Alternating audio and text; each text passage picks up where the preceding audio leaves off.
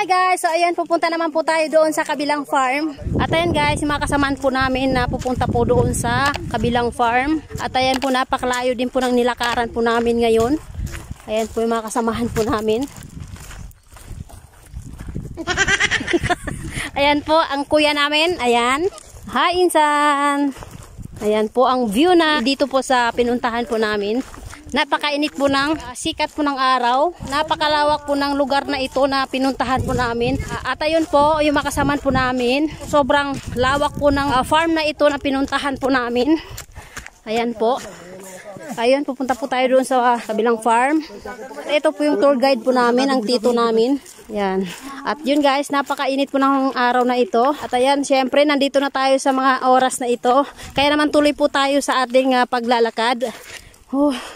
Nakakahingal po dahil napakalayo po ng nilakad po namin. Ayan, ang layo po. Hinihingal na ako at hindi pa po kami dumating sa aming destinasyon. Nakakahingal po dahil napakalayo po lang na pinupuntahan namin na ito guys.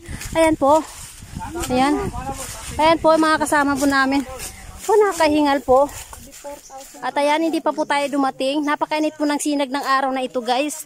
At ayan po yung mga kasama namin. Sobrang init. Ayan, napakalawak po ng farm na ito. Ayan. Napakalawak po talaga ng farm na ito. Ayan po. Sa wakas ay narating na po namin ang farm na ito na pinunta po namin dito. Guys, napakalawak po at ayan, hanggang dito po ay maraming po mga tanim na nyog. Ayan po, ito po yung farm na yun na pinunta po namin dito. At ayan po, napakarami po ng mga taniman dito.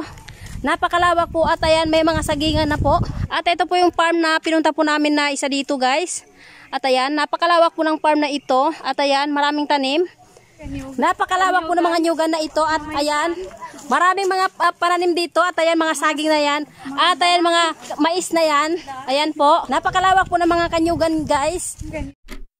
At ngayon at nandito na po kami ngayon sa aming destination. Ayan po, napakalayo po ng nilakad namin na ito na para marating lang po ang bahay na ito. At dito lang para matatagpuan ang bahay po ng aming, ayan, lolo. Ayan, napakalayo po ng nilakad namin. At ito lang pala yung kanyang bahay. At ayun na nga guys, ayan, nandito na po kami sa bahay po ng aming lolo. Ayan, ayan, pinuntahan po namin. Ayan po, sa sobrang nilakad po namin ay sa wakas narating din po namin ang kanyang bahay na ito. At ayan po yung lolo po namin na pinuntahan po namin dito. At ayun, sa wakas, nakarating na din po kami dito sa napakalayong lugar po ng aming lolo. Ayan po yung kanyang bahay. Sobrang layo po ng nilakad namin guys na marating ito. At ayun na po yung mga kasama ko. Ayan po.